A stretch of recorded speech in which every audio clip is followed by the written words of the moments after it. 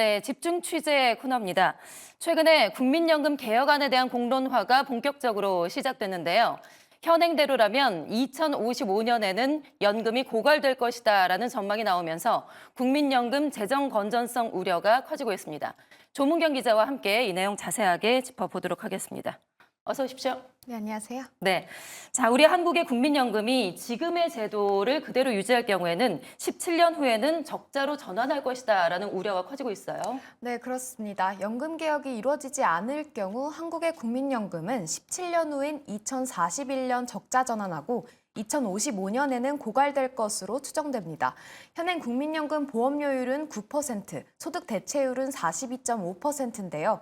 이를 유지할 경우 국민연금의 고갈 시점이 약 30년밖에 남지 않았다는 겁니다. 이에 현재 기금 예상 고갈 시점을 늦추기 위한 두 가지 모수 개혁안이 거론되고 있는데요. 이른바 더 내고 더 받는 방안과 더 내고 덜 받는 방안이 후보로 논의되고 있습니다. 만약 국민이 내야 하는 보험료율을 13%로 올리고 국민이 받게 되는 소득 대체율 역시 50%로 올리게 되는 더 내고 더 받는 대안을 적용할 시 기금 고갈 예상 시점은 2062년으로 7년이 연장될 것으로 예상됩니다. 다만 또 다른 대안인 보험료율을 15%로 높이고 소득 대체율을 40%로 낮추는 더 내고 덜 받는 방안을 적용할 시 기금 고갈 예상 시점은 2071년으로 16년 늦춰지게 됩니다. 네, 일단 경우의 수는 여러 가지가 있는데 결국에는 개혁안이 합의가 돼도 기금 고갈은 피할 수가 없다라는 게 지금 현실입니다. 이래서 연금기업의 합의가 이루어질지 그 부분도 상당히 미지수인데 그런데 연금기업의 합의가 지체가 될수록 정부의 부채 비율은 갈수록 늘어날 수밖에 없는 게 또 현실이죠. 네, 그렇습니다. 연금 개혁이 1년 지체될 때 발생하는 추가적 부담은 수십조 원에 이를 것이라는 추산이 나왔는데요. 조동철 KDI 원장은 지난 2일 참석한 경제학 공동학술대회에서 이같이 밝히며 연금 개혁의 필요성을 강조했습니다.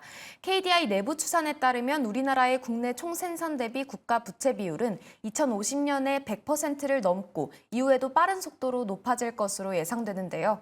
연금 제도를 개혁하지 못하고 부족분을 정부 부채로 충당하기 시작하면 2070년에는 국가 부채 비율이 250% 이상으로 급등할 것으로 추산됩니다. 네, 결과적으로 그러니까 국가의 재정 건전성을 위해서라도 지금 연금 개혁의 필요성이 점점 더 커지고 있는 그런 상황인데요.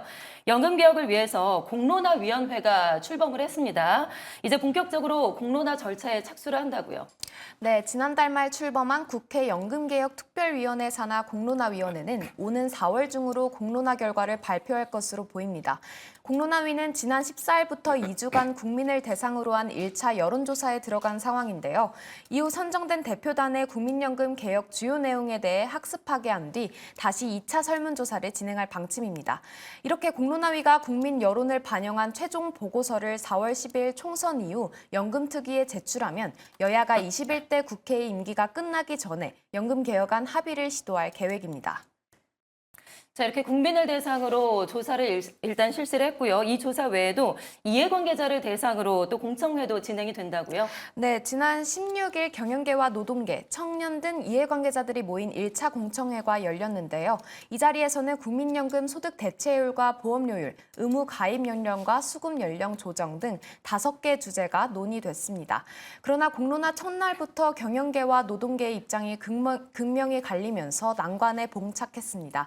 앞서 언급한 모수개혁과 관련해 중소기업 측은 더 내는 개혁에 대해서 사실상 반대 입장을 내비쳤고 대기업은 법인세 등 세금의 부담 완화를 전제로 내걸었는데요. 다만 더 받는 개혁에 대해서는 경총과 중기중앙회 모두 반대 입장을 내비쳤습니다. 이에 반해 노동계는 더 받는 개혁이 아닐 경우 보험료율을 높이지 않겠다는 입장을 유지했습니다. 네, 양대 축이라고 할 수 있는 경영계와 노동계가 엇갈린 입장을 내놓은 상황인데 내일 이제 2차 공청회가 또 예정이 돼 있죠. 네, 2차 공청회에서는 퇴직연금의 연금화 방안 등 2개의 주제가 다뤄질 예정인데요. 전문가들은 총선이 얼마 남지 않은 상황에 이번 국회에서 합의될 가능성이 낮다고 내다봤습니다. 국민들에게 국민연금에 대해 올바른 인식을 심어주는 것이 선행돼야 하는데 기간이 충분하지 않다는 구상입니다. 국민연금을 마치 연금처럼 포장을 했기 때문에 이 문제가 생긴 거거든요. 그래서 사실은 국민연금의 개혁의 사실 제일 근본적인 움직임은 어떻게 보면은 연금이 아니라 세금임을 인지시켜야 되는 거고 국민들한테 있는 그대로를 알려줘야 되는 거거든요. 복지 정책의 일부라는 거예요. 우리나라 연금 제도는. 국민연금은 일종의 복지 정책이므로 낸 만큼 받을 수 없다는 것에 대한 국민들의 이해가 필요하다는 건데요. 일례로 캐나다는 연금 개혁의 성공 사례로 꼽히는데 연금 개혁 과정에서 국민에게 정보를 투명하게 제공해 사회적 수용과 지지를 이끌어낸 바 있습니다. 더불어 캐나다 국민연금인 CPP는 정부와 독립된 투자 전문가들로 구성돼 연기금이 독자적으로 운용되며 수익 극대화를 목적으로 한다는 점이 특징인데요.